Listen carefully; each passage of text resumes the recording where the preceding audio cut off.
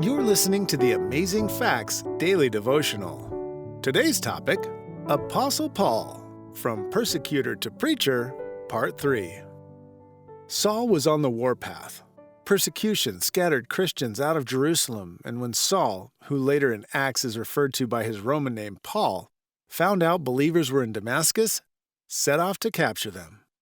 He was so intent on crushing the new Christian church, breathing threats and murder against the disciples of the Lord, that he asked the high priest in Jerusalem to provide him letters of extradition so that he could drag those criminals back to Jerusalem to be jailed.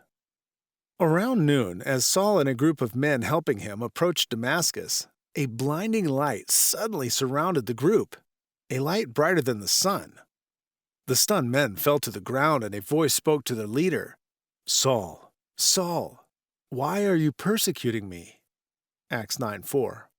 Bewildered, he asked, "Who are you, Lord?"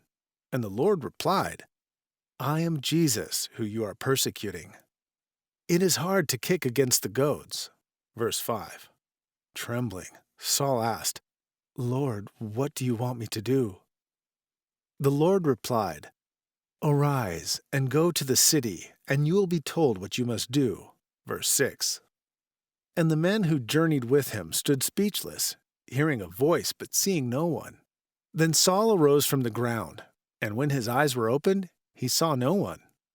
But they led him by the hand and brought him into Damascus, and he was 3 days without sight, and neither ate nor drank.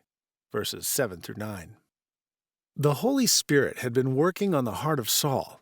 Like a goad, a rod used to spur an animal forward, he had been resisting impressions that probably came to him while watching Stephen being stoned.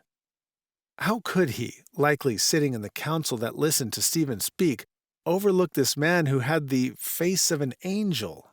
Acts 6:15. God was calling to the honest but misled heart of Saul. Now in blind quietness, he sat thinking and listening to heaven's voice.